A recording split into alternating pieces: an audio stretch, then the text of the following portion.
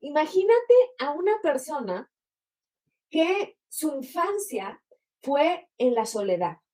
Es decir, una niña o un niño que tuvo unos padres que a lo mejor no tuvieron la suficiente habilidad para comprender a su hijo, ¿ok? Digo la suficiente habilidad por decir las herramientas necesarias que le iban a dar a su hijo. Yo muchas veces digo esto, unos padres no pueden dar lo que no les dieron a ellos y no lo cultivaron. Entonces, muchas veces como hijos decimos, es que mi papá debió quererme más y abrazarme y apapacharme, pero son padres que no supieron cómo hacerlo porque nunca se los dieron a ellos, ¿no? Entonces, supongamos que este niño que se llama Juan o esta niña que le vamos a poner Juanita, ¿ok? Crecieron en unas circunstancias en donde los padres no tuvieron la habilidad para que ellos se sintieran queridos. Y aparte, en la escuela tuvieron ciertos compañeros que los buleaban constantemente porque eran muy tímidos. Y no solo eso, tuvieron maestros que hicieron lo suyo para hacerlo sentir mal. Juanita y Juanito crecieron y ¿qué pasó?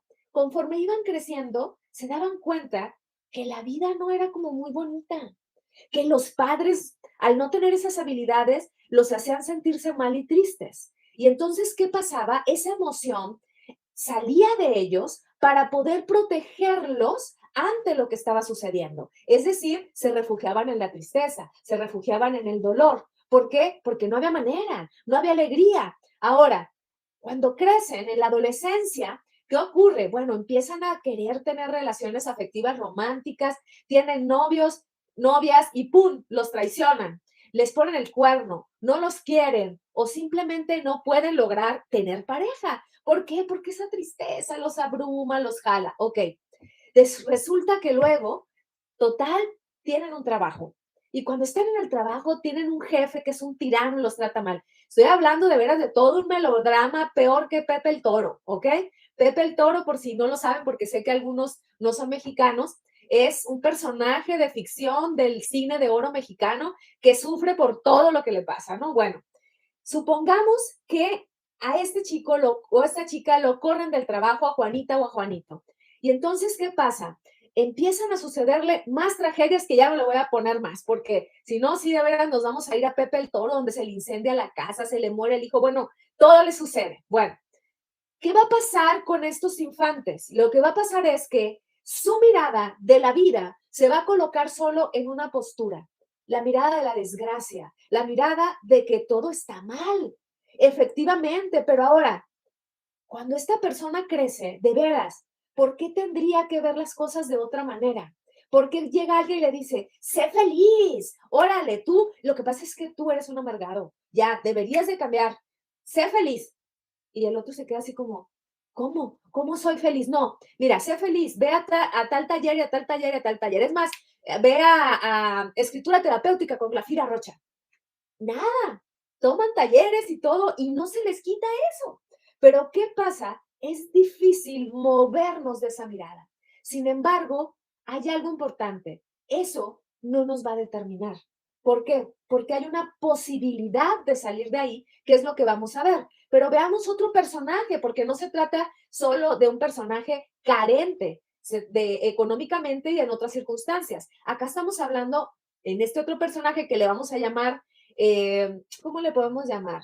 Lucrecia y Lucas, ¿no? Lucrecia y Lucas crecen con unos padres súper amorosos, súper cariñosos, con todas las herramientas afectivas, pero no solo esas, también las económicas, les dan todo, los quieren demasiado, pero ¿qué pasa?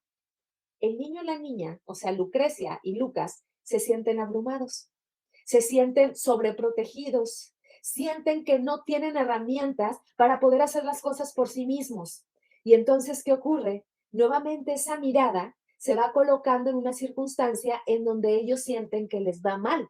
Entonces, no necesariamente, pero sí es muy posible que cuando hay carencias económicas esto sea más evidente, pero también en otros estratos sociales esto puede suceder por la idea de cómo esos niños o esas niñas reciben el impacto de las circunstancias de la vida. Ahora, ¿cómo elegimos ese impacto?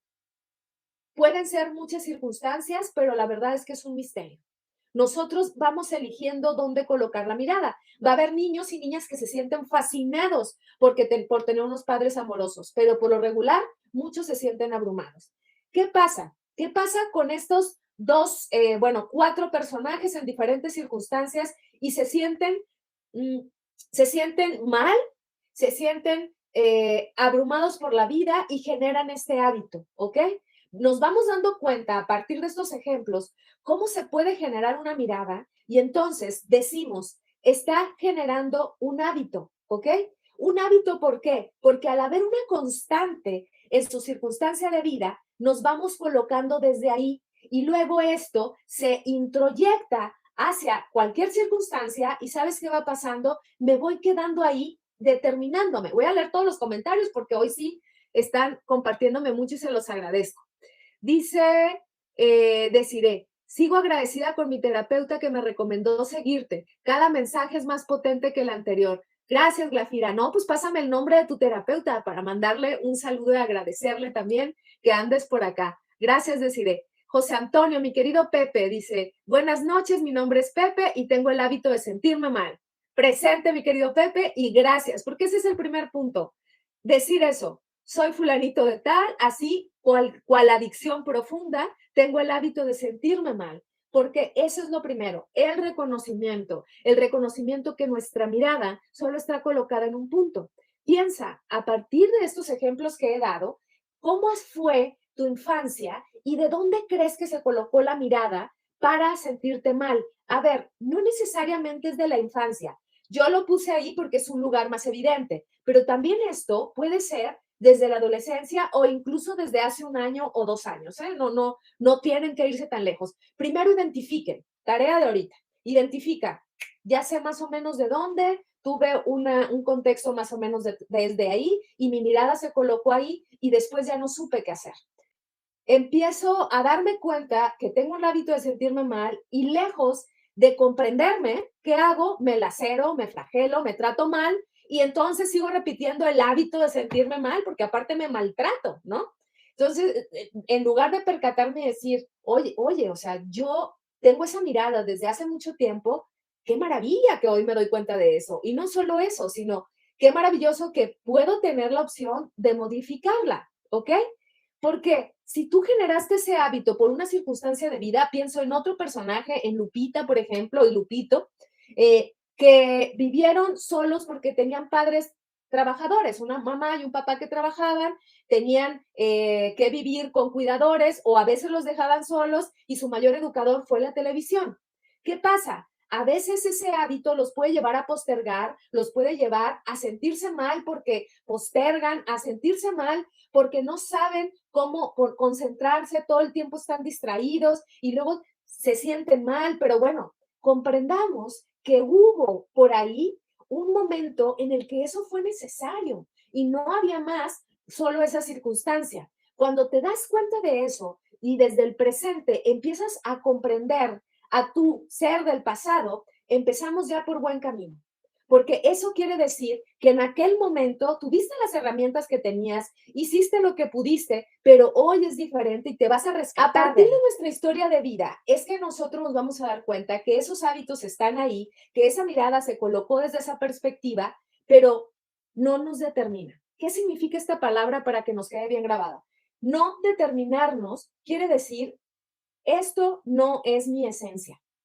Cuando yo digo, soy el del hábito para sentirse mal, hay sí un juego en donde me determino, pero si yo me doy cuenta, puedo salir de ahí. ¿Cuál es la propuesta? Reinventarse diariamente. Empezar con tomar atención de cuando me coloco en el hábito de sentirme mal. ¿Cuáles son mis pequeños guiños en donde yo sé que me voy a sentir mal? ¿Ok? A veces tiene que ver con que me siento, por ejemplo, muy aludido con las cosas que dicen los demás y lo tomo muy personal. Puede ser. Puede ser también que de pronto nada más aparece. Parecería que solo aparece de la nada, pero tiene una circunstancia y hay que revisarla, ¿ok? Cuando tú empiezas a darte cuenta de esto, insistes en tomar acciones diferentes, por eso lo voy a decir hacia el final. Y entonces esto empieza a diluirse.